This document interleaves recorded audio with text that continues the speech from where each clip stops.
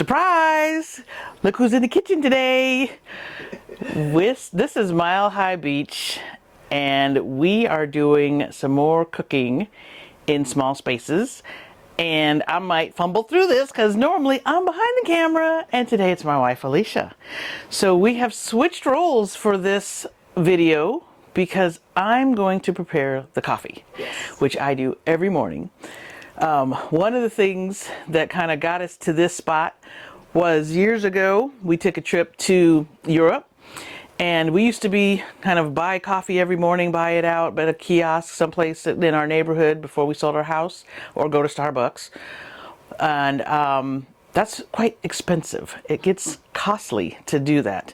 So we went to Europe, and you know, there's just such good coffee in Europe. And I made it a mission when I returned from that trip to figure out how we were going to do this and save some money.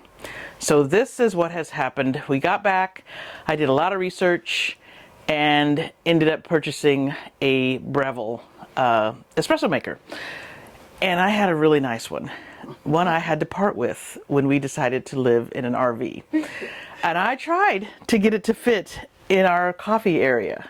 This is our drink making station, and it just wouldn't fit. It was the bigger, I forget the model, but it had the grinder included, and I could steam the milk, and this has been a wonderful substitute. Believe me, this is also a Breville. Yes. But this is called the Bambi. And it fits nicely in our coffee station. So what I'm going to do this morning is show basically the process for coffee. I had to get a grinder separate because it didn't fit in the one that we had. So this is the burr grinder I purchased. It's a Compresso. I like this one because I can adjust the grind from extra fine to coarse.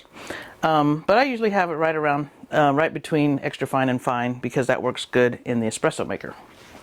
And then I have a scale, because you have to measure your coffee.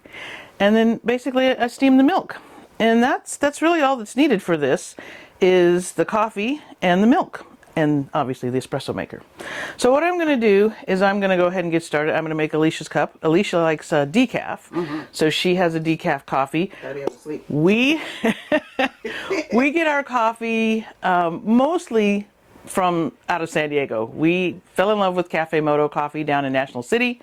And so we actually have it shipped to us usually, and we'll put a photo of that. Yes, we will include a photo of that. But we do try coffee on the road. Every now and then we'll try some coffee, you know, and then usually I go right back to Cafe Moto because I have not been able to find anything that I really like as much as the Cafe Moto. And this is really just their espresso blend. They have many blends. Now, did we already try the Sleeping Monk coffee? Because remember we tried that and I think you're now into your Sleeping Monk. I have not tried that, but we can put a link to that too. Yeah. So anyway, it's three scoops of coffee beans. I turn the grinder on, usually about 3 or 4. Makes a little bit of noise. But while that's grinding, I'll start working on the milk. So these things came with the espresso maker. I've got my tamper, I've got my filter, and we get the steam mug, the coffee or milk mug. So I just measure out. And this nice thing about this mug is it's got some lines on it, so I know how much milk to put in here. So for Alicia's cup, which is a little smaller than mine, I only go up to the first line. My cup is a little bigger, so I can go to the second line. So I just pour the milk in here, and I can see where the line is. So that's probably about good right there. We set that over there, and then we go over here to the espresso maker. And this is what I didn't really like about this espresso maker is I was in the other machine, I really had to do the tempering of the milk. And this one, it kind of does it all on its own. You just put the wand in there and hit the button. So I had a thermometer, and I could see how hot it was, and it was really a barista experience for me. But this takes that away a little bit, but it still does a very good job. And again, it saves us money because this is a one-time expense, and really the rest of it is just the coffee and the milk. Instead of trying to find a place every morning to go find coffee. We bought coffee yesterday. Where were we? We went over wherever we were, and how much was that? I don't know. It was $10 for 2 cups of coffee. Yeah. So that was the challenge before, is we were spending all that money on a weekly basis for 2 cups of coffee. So while that's finishing, Not weekly. It was like multiple times a week. Remember when I? but that's what I'm saying. On a weekly basis, we were spending about what was it, $100 a week. So it was about $400 a month. And this was paid for with probably like $200 or $300, and we're done. So while that's finishing, I'm going to go ahead and measure the coffee.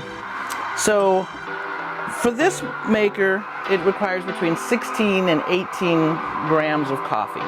So I just have a scale. I've been using this scale for years, and my coffee was ground. You can see it's the coarseness that I need for the espresso maker. And I just pour this in here. Try to get that in there. It should be about the right amount. Let me tamp this down. Thank you. I'd like to apply some pressure here. Get that tamped down. See if we're at 17. That's perfect.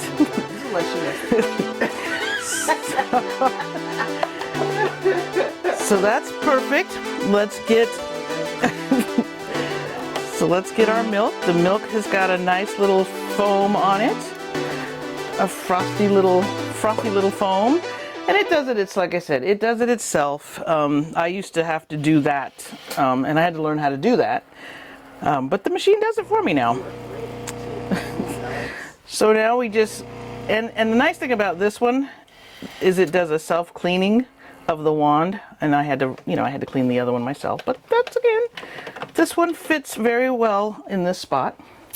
So now we can add the filter with the coffee in it. And put our coffee there. And I hit 2 because we're doing a double shot. And let me get one thing I forgot to get out of our little coffee storage. So you can see the coffee's coming out of the filter. So this is basically pulling what would be 2 shots of espresso. Delicious. And it smells good. So now just tap that a little bit. Amazing. And now you can see we have a nice espresso with a nice crema on top. Technical terms, very nice. And so Alicia likes a little bit of cinnamon, just ground cinnamon. So we'll do a little bit of cinnamon in there. And then we'll do sugary syrups. So now just a little vanilla extract, just for a little kind of a cinnamon vanilla latte. Yummy. Just a little bit of vanilla. And we'll stir that up. Start getting that mixed in. Then we'll add our milk. And we like to use an oat milk. So get a nice mix of that cinnamon and vanilla in there. Oh my gosh. And then finish it with a little foam.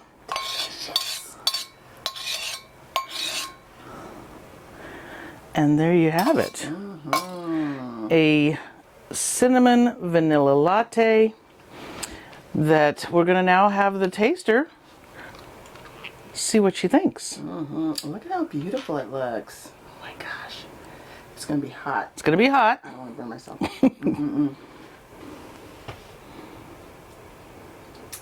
Delicious. Every morning. Every morning. Yummy. So there you have it, folks. There you have it. That is morning latte. Yes. I make them every morning. Here's our oat milk that we really like. There's lots of different milks, but we've actually really gotten to like this one. I can get it off of Amazon, so I order this. And that's it. So let us know. How do you like to start your day? Do you like to go through this process of making your espresso? Because I'm telling you, there was going to be some espresso made in this RV. We had to figure it out, but we did. Yeah. And honestly, I really enjoy doing this. I like starting my day this way, making the coffee. So So And tell are us. you willing to give up counter space for a Yes, coffee are you maker? willing to give up a little counter space for your coffee maker? Well, let us know. How do you like to make your coffee? You know, what do you like to flavor it with? What's your favorite flavors? I think that's it for today. So thanks for joining, and we will see you next time. Bye-bye.